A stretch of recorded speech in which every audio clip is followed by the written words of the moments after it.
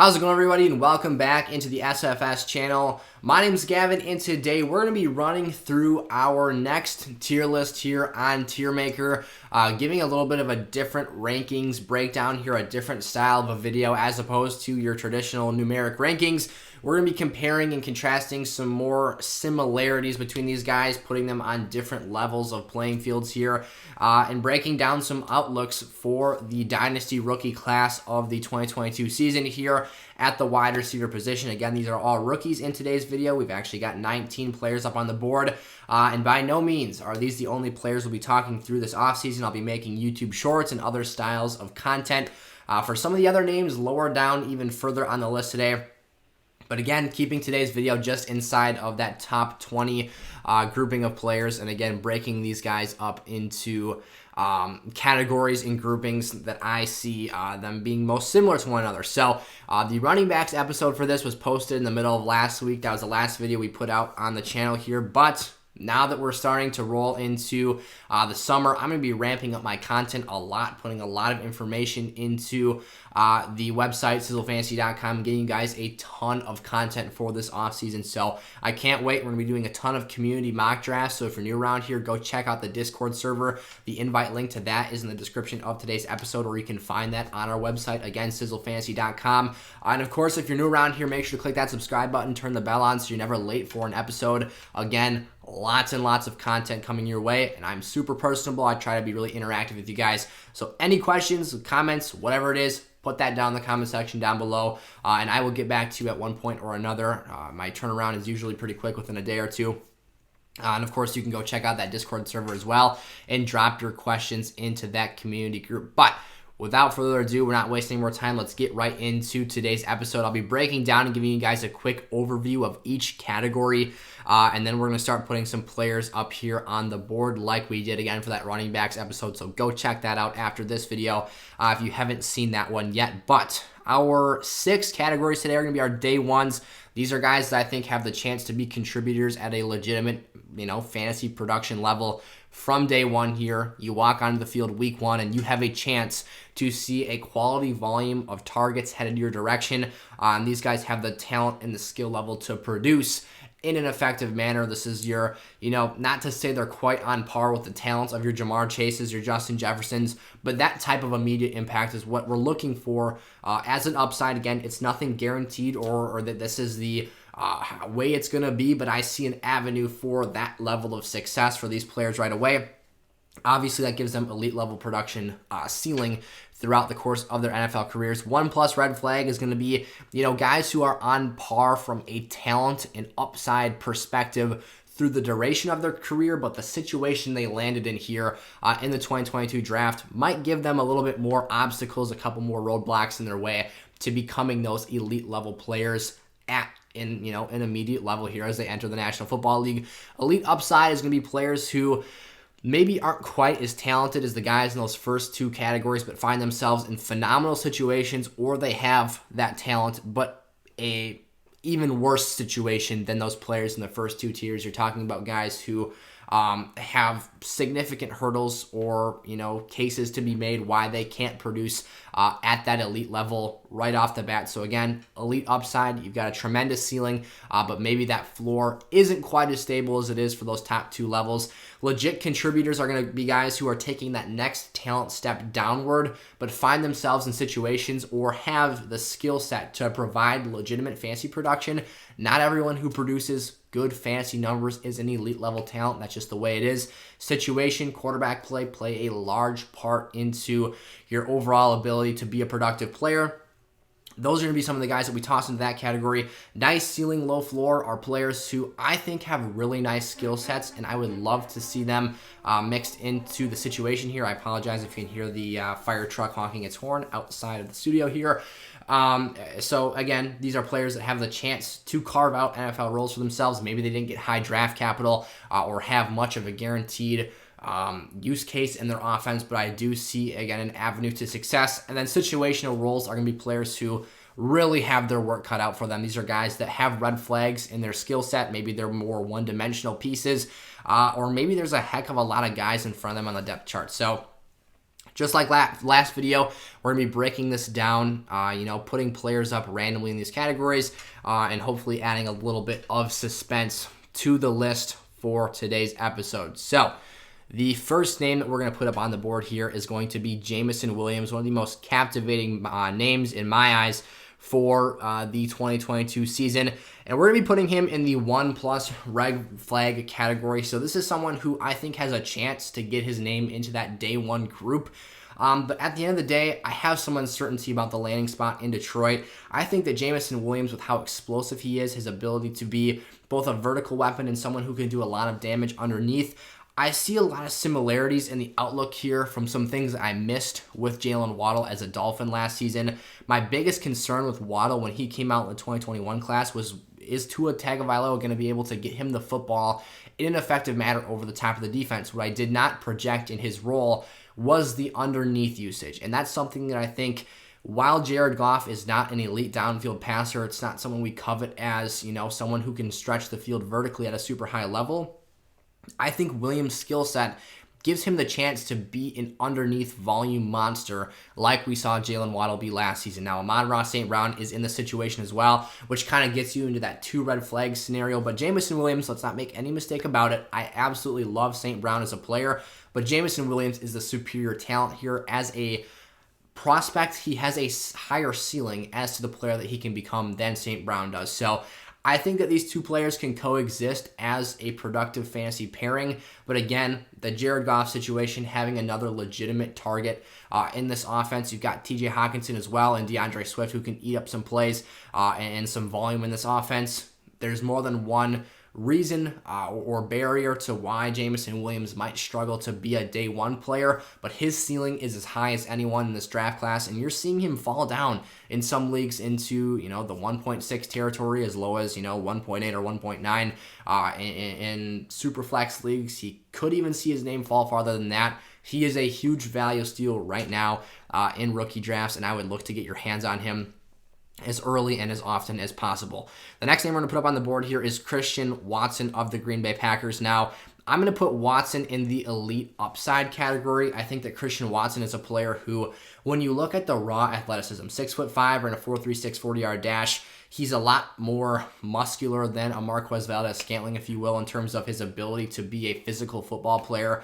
I saw Daniel Jeremiah's comp when he got drafted was MVS, now a Kansas City Chief.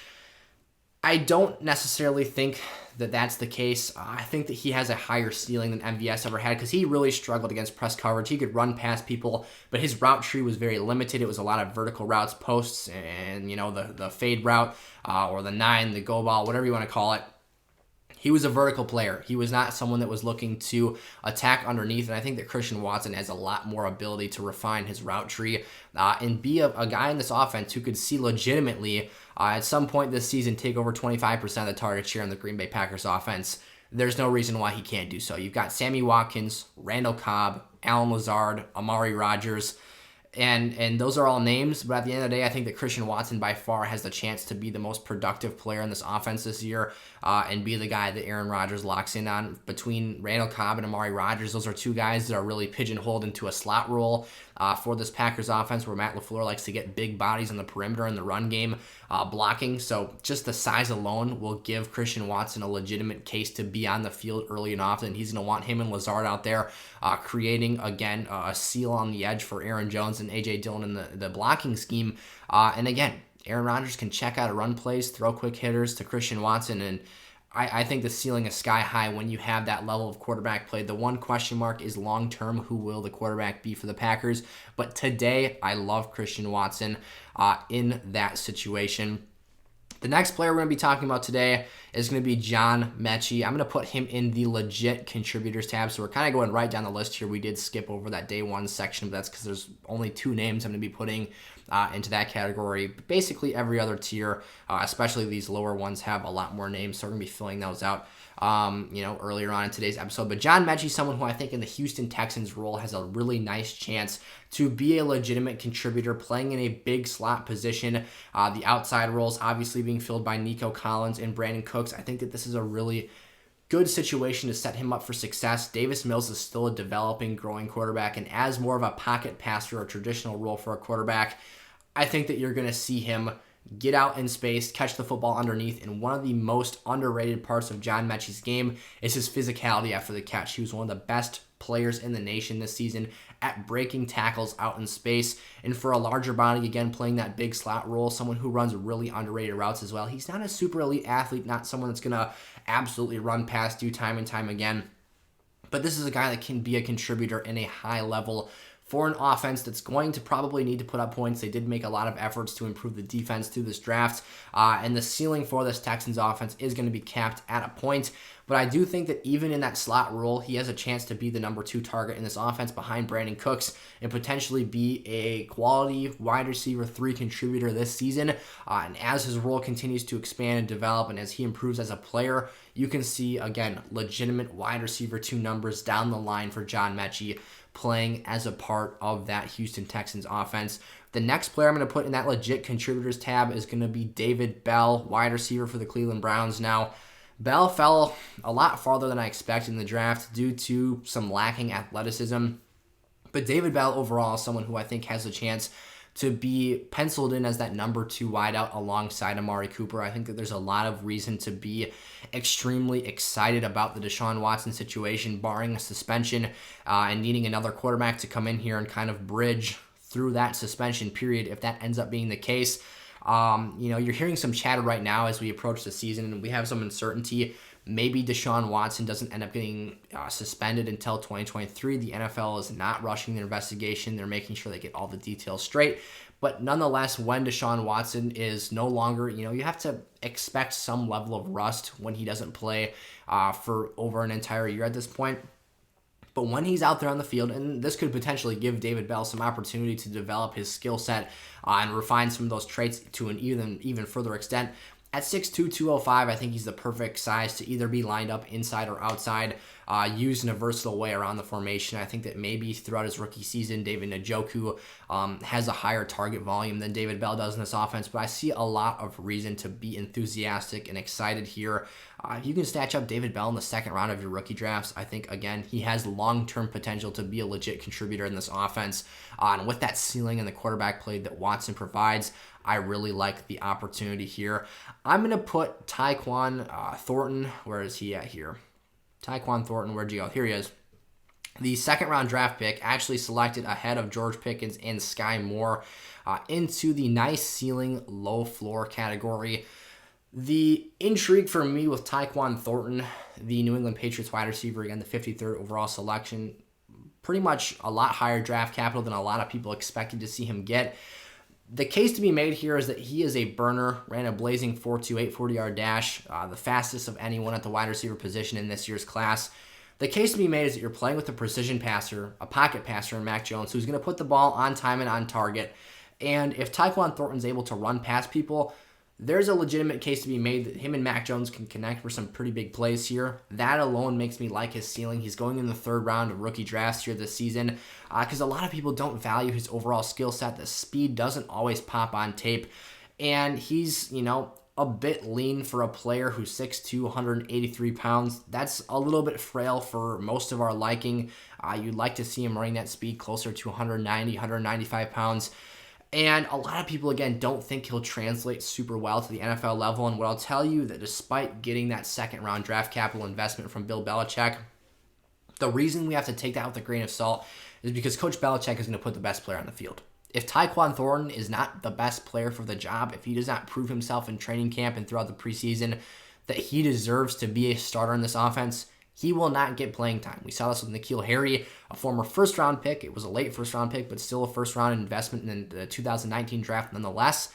He has rarely seen himself on the field utilized as more than a blocker throughout his NFL career, and he rarely gets volume in the receiving game, and it's an ugly situation. So Thornton's going to have to prove himself, but again, there is no one else in this offense that has his level of speed. So if he's able to get out there, refine his traits a bit more, maybe bulk up a tad bit, there is a really nice ceiling at play here, but again, that floor is exceptionally low for the sole fact that you've got a coach who does not care where he drafts you at.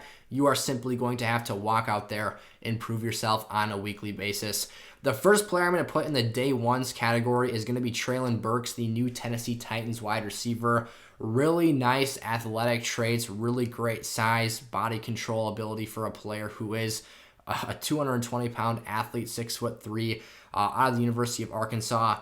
Burks, I think, landed in a perfect situation when you consider the fact that the Titans moved A.J. Brown out of house to the Philadelphia Eagles in order to pick him up here at the 18th overall selection. I think that their skill sets are very similar. They're both thick, physical, big-bodied wideouts.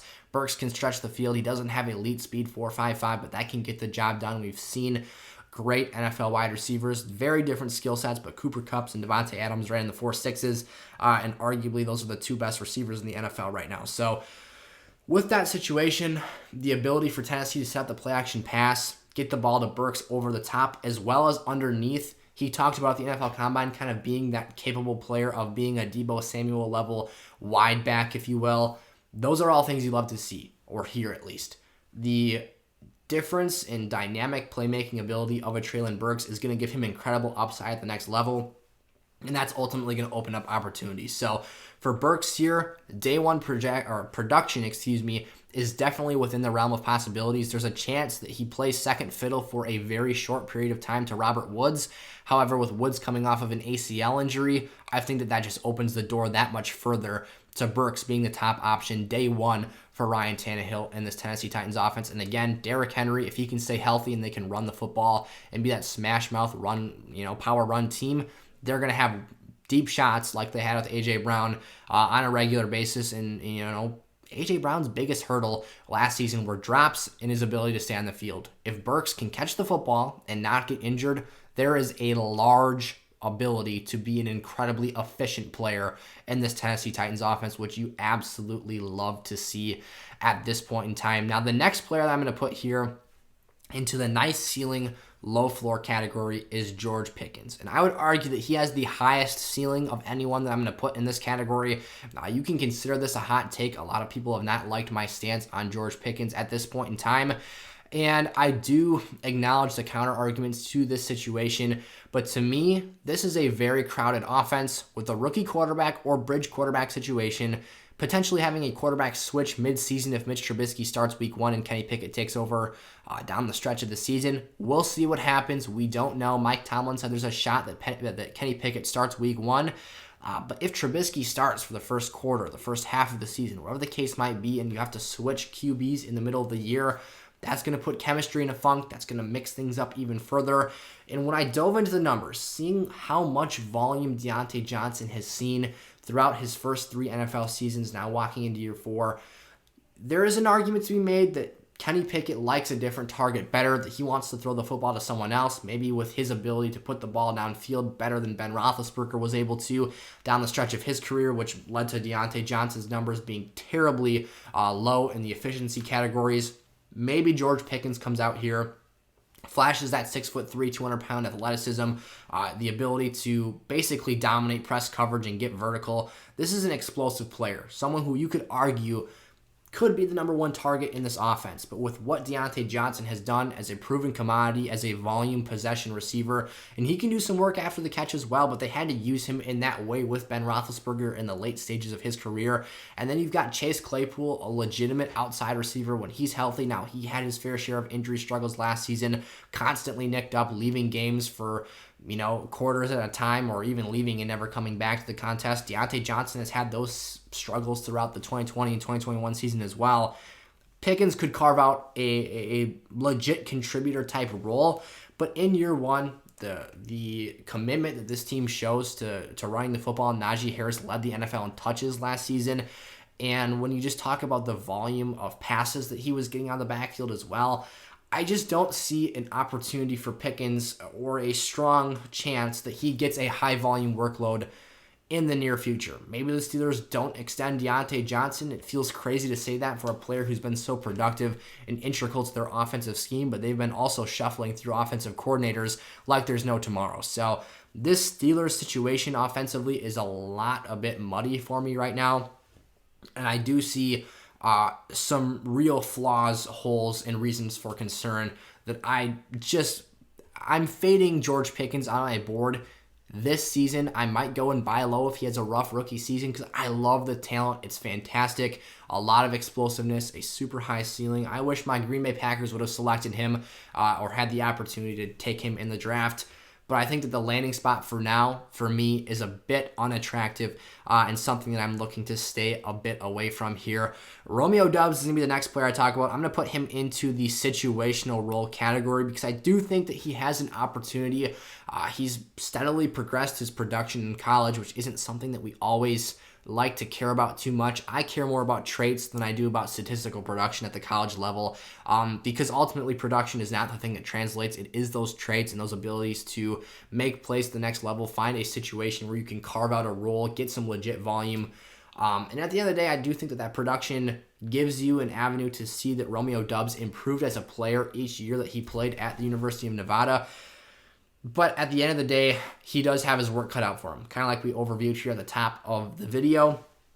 There is no guaranteed avenue to success for Doubs here as a Green Bay Packer. Now, you love the tie and the connection between him and Aaron Rodgers, the potential of what that could be. But what Doubs is going to have to do to get on the field is either see an injury to a Sammy Watkins, Christian Watson, or Allen Lazard. He's going to be the number 4 boundary receiver on the depth chart. Not to mention you still have Randall Cobb and Amari Rodgers on that depth chart as well, who, worst case scenario, Green Bay might slap out there on the outside, but they really want to pigeonhole those guys into the slot role in this offense, which can be very productive with Aaron Rodgers throwing the football. But like I said earlier, when we were talking about Christian Watson here, they want to get the ball on the perimeter in the run game and run outside with their explosive backs. And smaller receivers aren't necessarily the best blockers on the edge of the run game, especially if they're going to come down and crack a linebacker. That's just a mismatch in favor of the defense. So you do see a situation here where, as a boundary player, there are 3 guys in line in front of Romeo Doubs to get that field time. But with that being said, that's also only 3 players, and you're usually playing, 2 guys in the boundary unless you're running or set strong to just one side of the field, and maybe you got a tight end and the end of the line of scrimmage on the other side. But what that creates is a situation where you can see a avenue to him getting out there and on the field, but he is definitely not the first option this team wants to go to. So for me, I see upside here. He's going to get on the field and see some snaps early in his career because, again, the depth chart for this Packers wide receiver core is not very impressive. The hurdles that he has to get over and to jump over to get out there on the field are not tremendously scary. It's not like he's trying to jump over an elite NFL receiver. Devontae Adams is no longer in-house. And basically everyone outside of Allen Lazard on this team should be considered relatively unproven. Sammy Watkins is a cheap 1 year, close to veteran minimum contract. It's not like they have too many ties to keeping him out there. He's also been injury riddled throughout his career. Allen Lazard, again, is still playing on a tender despite the fact that he's the most proven player out there right now. You can make the argument that Randall Cobb, of course, is a much more proven commodity, but he's past his prime, constantly injured as well. Amari Rodgers did little to nothing in terms of production offensively in his rookie season. So there is a way that Romeo Doubs gets out there and on the field, but we should not expect production from him at this point in time. Now, Jahan Dotson, this is another sort of hot take, if you will. I'm going to put him a bit lower than I think a lot of other fantasy analysts are going to put him, but I'm going to put him in the legit contributors tab. He definitely, at some point throughout his NFL career, I will concede. I love Jahan Dotson as a player. I saw him in person play at the University of Wisconsin-Madison. I'm a student there. Watched him with my own 2 eyes, blowing past coverage, frying guys downfield, making DBs tip over. Like, I was up high in the stands, so I could see, and I was relatively unfamiliar with Jahan Dotson at that time. After the game, I went and looked him up, so he was a first-round caliber NFL prospect, did my research, my homework on him. He's a dude. This is a guy who has a chance to be an explosive downfield player at the next level, and his QB play was terrible because I'll tell you, if he was running and creating 10 to 15 yards of separation between himself and the defensive back, by the time the quarterback threw the ball and it actually got there, that gap was cut about in half, and then after the catch, his speed would, make up that separation again. So absolute dog in terms of what he can do down the field.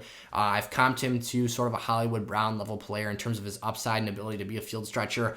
And again, at some point in his career, he has the chance to be an elite level upside player. But when Carson Wentz is your quarterback, let's face it, he's a bridge QB. I've gotten a lot of pushback in my YouTube shorts from Commanders fans out there who are probably sick and tired of having bridge QBs. He's certainly the highest upside level bridge QB that you've got. However, you're going to have to prepare yourself for some erratic inconsistencies, some reckless play. He is a gunslinger. He's going to turn the football over. And while his turnovers were down last season, you would have liked to see the decision-making and the processing by Carson Wentz be at a higher level if you were a Colts fan last season, which is why you heard such harsh comments come from their front office, and they ultimately move on from him for 2 third-round picks. So, in addition to that, he's going to be playing second fiddle to Terry McLaurin. I see no world or situation where an athlete who has similar levels of explosiveness, burst, and ability to run the entire route tree, Terry McLaurin is as complete of a receiver as there is.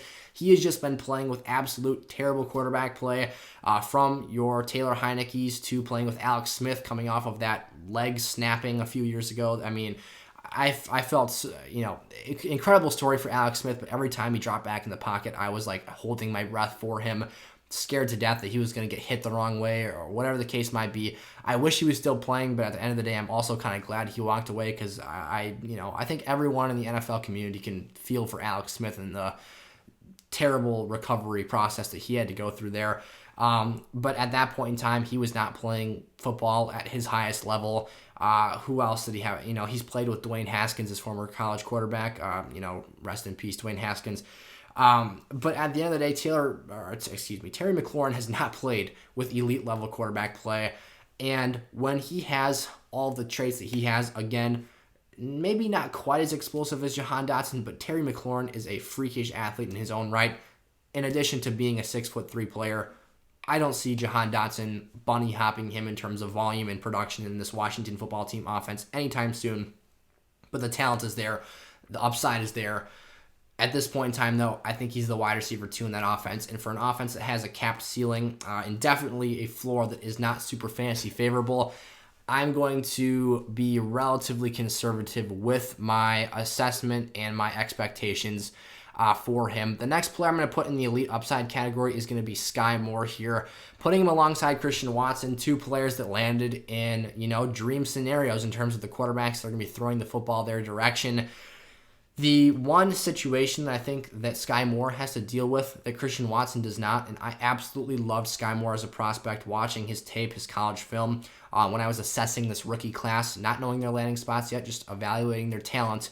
I've said this in basically every video I've talked about Skyy Moore. He can be a quarterback's best friend. This is a guy who can line up in the slot, read zone coverage, sit down in the hole in the zone defense, catch the football, and do damage after the catch. He can also line up outside, run past players, and make exceptional plays in the football vertically. He also can get up there and catch the football in contested catch situations as well. I love everything that Skyy Moore has put on tape.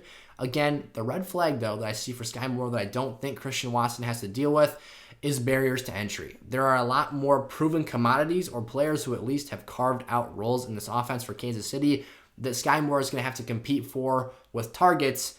And also, let's, compare size as well. Christian Watson is a much larger player, a slight bit more explosive than Skyy Moore as well. His 40-yard dash was a little bit faster. Again, Christian Watson 4.36. Skyy Moore was in the low 4.4s. He's going to have to compete with Travis Kelce first and foremost. He's probably going to lead this offense in targets this season. Then Juju Smith-Schuster, who has had very viable fantasy seasons in the past. That's a level of competition that Skyy Moore is going to have to hurdle as well. Then you've got Marquez Valdes-Scantling, who can be a legit downfield target for Pat Mahomes. Large frame as well, a quarterback that can put the ball in tight windows. That's going to be a player that should be able to see success in this offense, going from Aaron Rodgers to Patrick Mahomes. You're probably going to see the same old MVS stretching that field vertically. And then you've got, obviously, Byron Pringle departed from the offense, but Mecole Hardman is going to be there as well, trying to do his best to replicate what Tyreek Hill did for this offense, although he is nowhere near the overall athlete and player that Tyreek Hill is. Mecole Hardman is very fast, very explosive, but in terms of being a pure NFL receiver, not the same. So what Skyy Moore has going for him is that Tyreek Hill is now a Miami Dolphin. That's going to open up a ton of targets in this Kansas City offense and give a player, again, who I classified as a player who can be a quarterback's best best friend, the ability to carve out a role in this offense and potentially be the top wide receiver option for Patrick Mahomes to throw the football to. Travis Kelce's getting up there in age. So long-term, this is a dream scenario. But in terms of day one, that's why they go in the elite upside category, because they don't quite have the same level of talent that the top 4 names who are going to go in those top 2 categories have overall. But they do have really, really nice opportunities to be productive players. Now, here, who should we go to next here? How about we talk some Drake London, since we're this far into the video.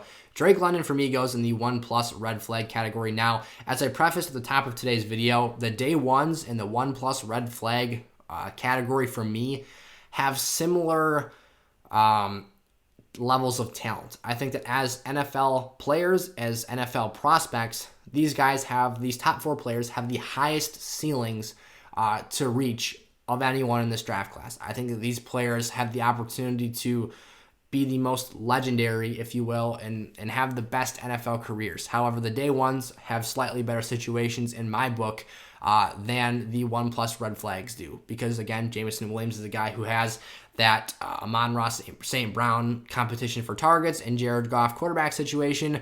The Lions, might have negative game scripts again this year, though, which would open up more volume in that passing game and hopefully get him the rock a few more times underneath and make that case for volume contribution there.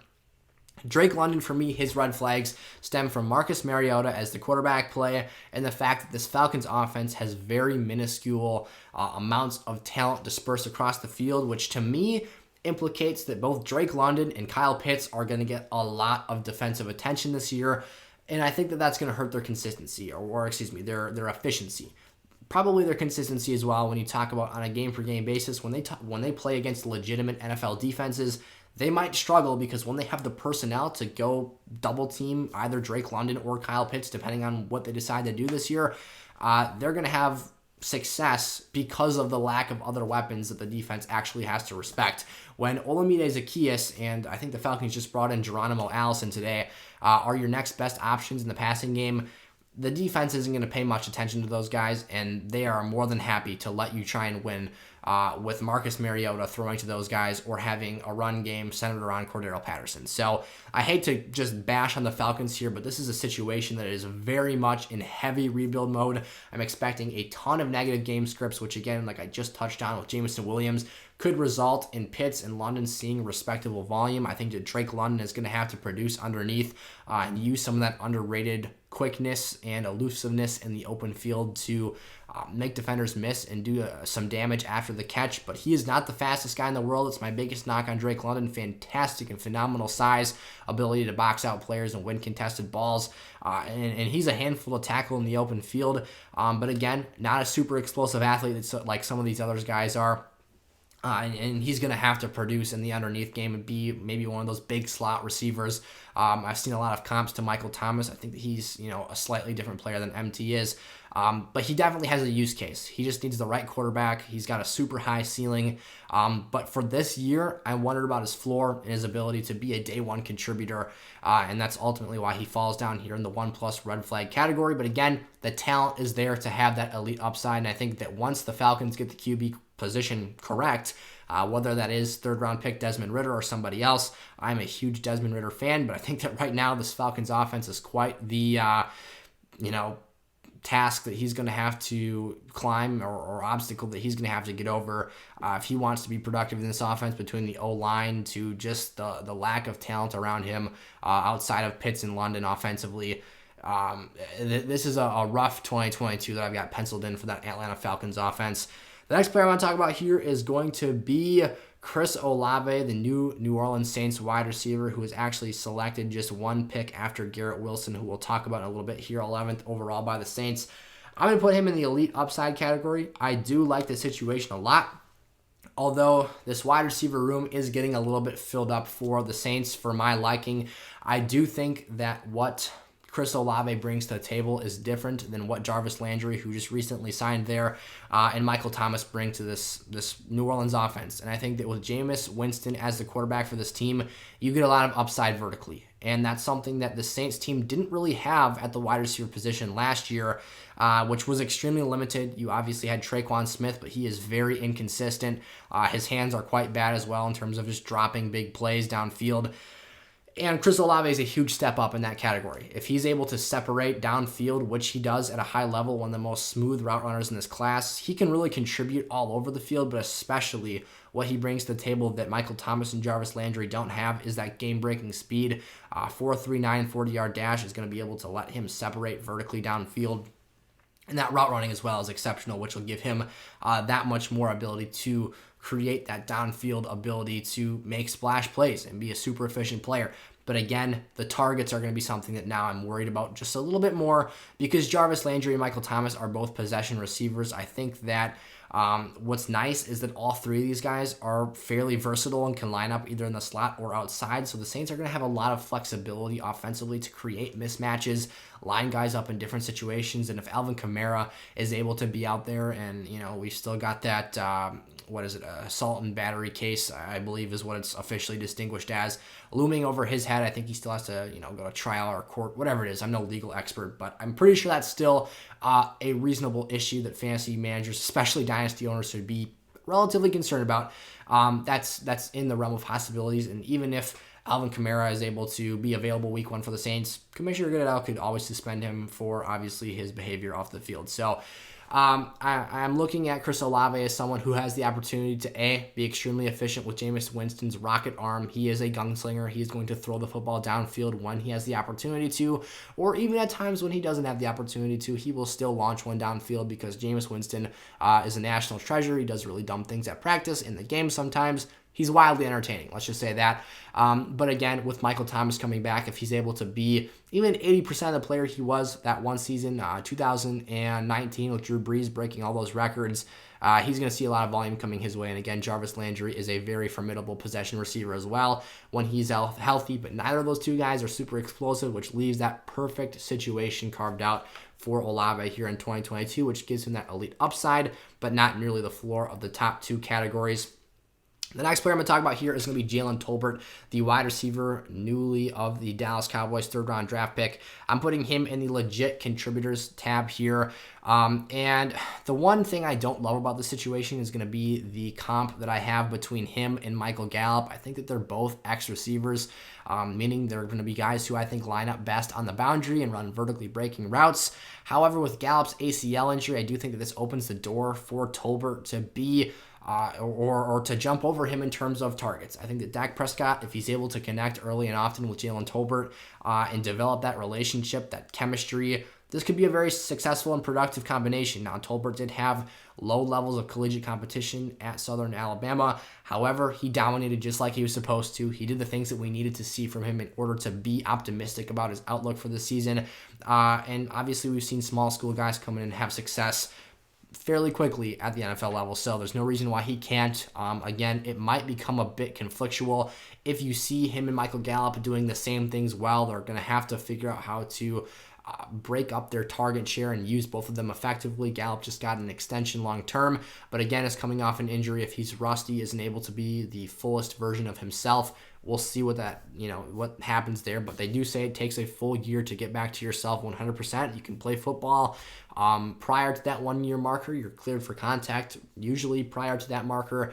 But the actual recovery process, both mentally and physically, probably takes a full calendar year based off of, what a lot of physical therapists or, doctors of ACL surgery or whatever the case might be, put out there is that it takes a full calendar year to get back to truly being 100% of who you were. So if Tolbert's able to capitalize on Michael Gallup's inability potentially to come back and be his best version of himself, you could see Tolbert really grasp a hold of that X receiver position in the Dallas offense. And if we know anything about Dallas right now, their run game is deteriorating. The offensive line is very shaky in terms of the injuries they have up front. So Dak Prescott is becoming more heavily relied on to throw the football downfield. So this could be a very nice situation where within the first season or two of Tolbert's career, he could be putting up some very nice numbers for that football team. The next number, or next name, I want to talk about here is Khalil Shakir, the wide receiver for the Buffalo Bills. He's got an excellent situation catching passes from Josh Allen. Now, he is lower on the depth chart. That's why he goes in the low floor category, because there's no guarantee he ever finds his way on the field or ever gets penciled into a position to find legitimate production. But I loved what he put on tape. I think that after the catch, he's a phenomenal player and could line up really nicely in the slot role for this Bills team. Now, I think that Jamison Crowder will probably secure the majority of the slot work for the 2022 season immediately here off the bat. But he's had some hamstring issues and injuries that have plagued him a little bit throughout the recent years of his career. He's pushing towards that age 30 marker now, so he's probably on the back half of his NFL career, but he's still a really nice player when he's out there. Again, in 2022, I expect him to hold down that position effectively and be someone that at the end of the day is probably the short-term option and solution at the wide receiver position, at least in between Gabe Davis and Stephon Diggs. But long-term, having 4 years on his rookie deal here, I think that Khalil Shakir has a very legit opportunity to break out and eventually become that next Bills slot receiver, which was very productive in PPR leagues for Cole Beasley, who is obviously no longer in town either. I'm going to put Calvin Austin into the situational role player position here, the bottom tier, for similar reasons as to why I have George Pickens just one tier above him. Now, as a player, I will take George Pickens way above Calvin Austin any day of the week. But for me, really, this bottom tier, we're not going lower than that. But in terms of the gap, there is a significant gap to me between George Pickens and Calvin Austin. Calvin Austin is a pretty small receiver, 5'9", 165 pounds, I believe. That's just not going to give you... That's a player who, again, has a situational role. He'll come in for probably some gadget plays. They'll get him out there on the field. Pittsburgh drafts wide receivers phenomenally well. There is reasons to like Calvin Austin as a player, but as a situation is concerned here, Pittsburgh is not the place where I think he's going to find a weekly fantasy volume or weekly reason to be a lineup play for us. While I have my concerns about Pickens as potentially the wide receiver 2 or 3 here in Pittsburgh with their quarterback situation, their run game, how committed they are to getting Najee Harris touches, I just don't see...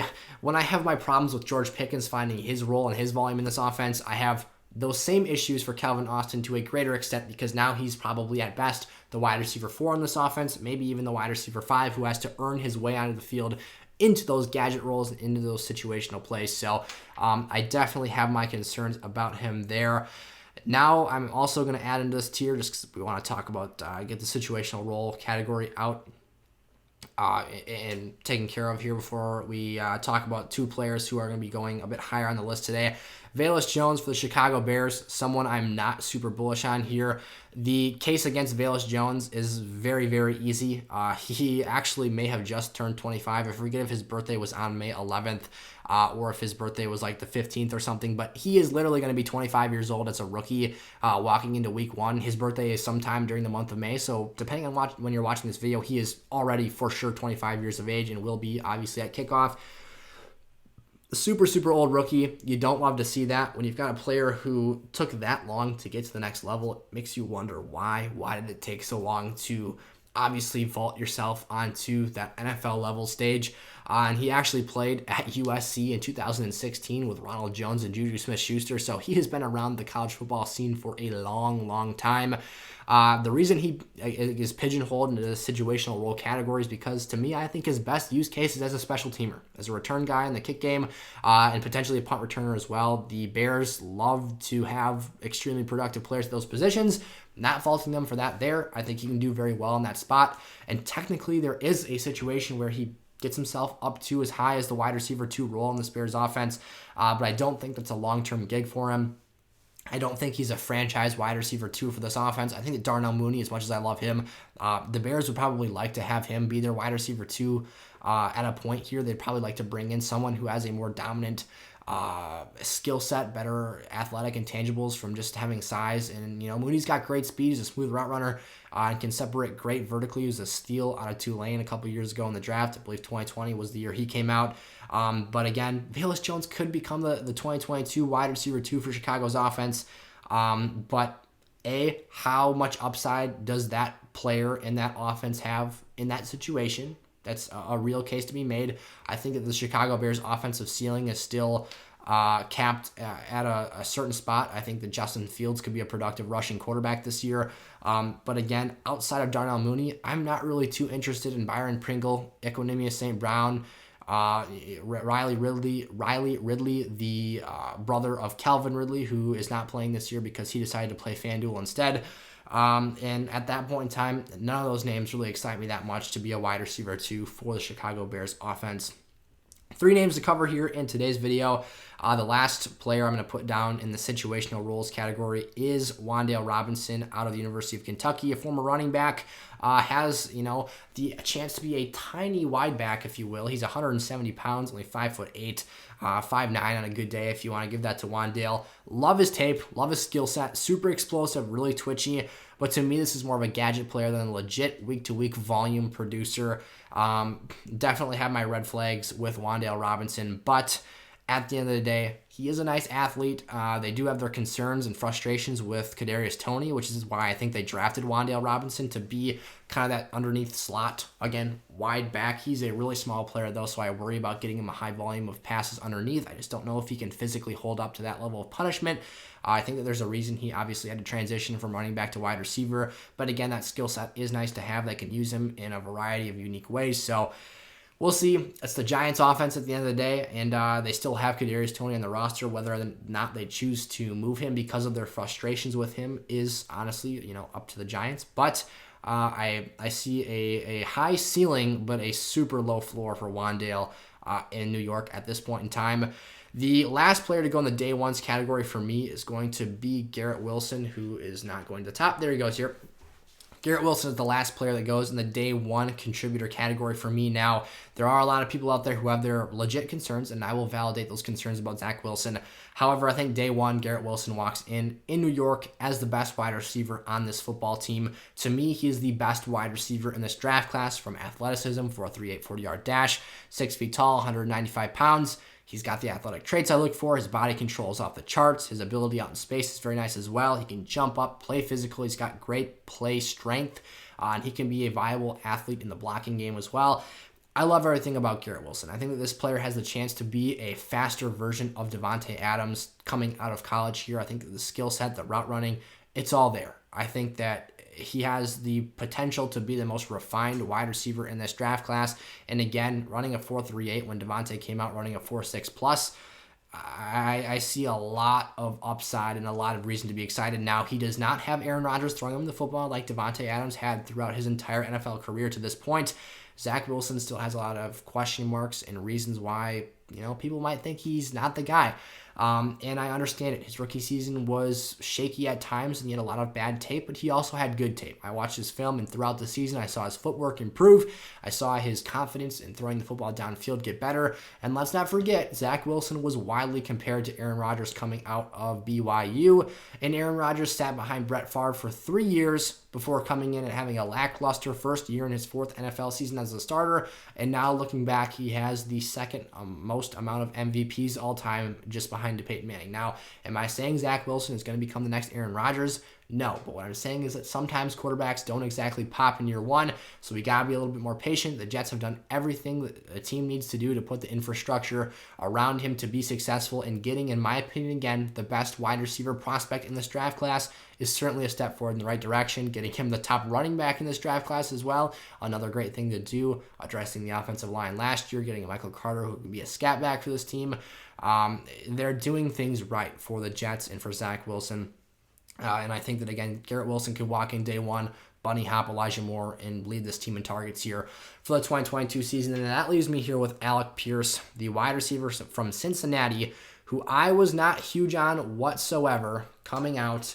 But after hearing one of my favorite comps from someone in my Dynasty League, they talked about the ability for him to be a big slot option in this Colts offense. Now, traditionally, or not traditionally, but on tape, we saw him almost exclusively at Cincinnati as a boundary player. And I compared him initially to Jordy Nelson. This is a guy who ran a low 4.4 40-yard dash. He's got vertical speed, an ability to separate off the line of scrimmage, things you all love to see. However, his separation was not at an elite level at Cincinnati. I did think that at times defenders weren't trailing him by very much. And for a quarterback who I have a lot of respect for in Desmond Ridder, I didn't chalk this up to his failure as a QB to deliver the ball on time and on target, rather as Alec Pierce's lacking ability to separate and have great play speed, despite the fact that his combine testing time was pretty great. However, in this Colts offense, I think that Michael Pittman is definitely an outside boundary receiver, someone who goes up and wins those contested 50-50 balls, can be a pretty good option in the red zone, run some pretty good routes as well. If Alec Pierce is able to line up in a big slot role, not only does that add the versatility for the Colts to get perimeter blocking from both Pierce and Pittman on the same side of the formation, but it also gives you an opportunity to have a player with similar size to that of Cooper Kupp. Now, I'm not saying Alec Pierce is Cooper Kupp here, but what I am saying is that there is a really intriguing role here, depending on how the Colts coaching staff wants to use Alec Pierce here, to get him a lot of footballs and to be a safety blanket for Matt Ryan underneath. If he understands, similar to Cooper Kupp, how to read zone coverage, sit down in the hole in the zone defense, and create separation for himself, there is a really good use case to be made here. And even if that slot role never formulates, he doesn't get that volume outside that Jordy Nelson comp that I initially made, with him being able to fly down the sideline, make back shoulder catches very effectively and consistently, and be a pretty dang good player at winning the jump in contested ball situations. Pierce definitely has a use case in this Colts offense, and with Jonathan Taylor running the ball as effectively as he does, those deep passing patterns could be set up by a very strong play action game, and I think that Matt Ryan stabilizes this offense a lot more than Carson Wentz did last season. So those are my top 19 receivers. This is a longer video, putting them into tiers lists here, but please let me know down in the comment section below. What are your thoughts on today's video? Did you agree with my takes? Do you disagree with them? Let me know all that stuff down there. And as always, if you have questions, I'm happy to get back to those as well. Join the community Discord server. Go follow me on Twitter at Sizzle Fantasy. I changed the handle a couple weeks ago from Fantasy Sizzle. It is now Sizzle Fantasy, so go check that out. I've been trying to tweet a lot more recently. And as always, again, thank you guys so much for watching. If you're new around here, click that subscribe button, join the community, turn the bell on so you're never late for a new video. And I will see you guys hopefully tomorrow. Peace out.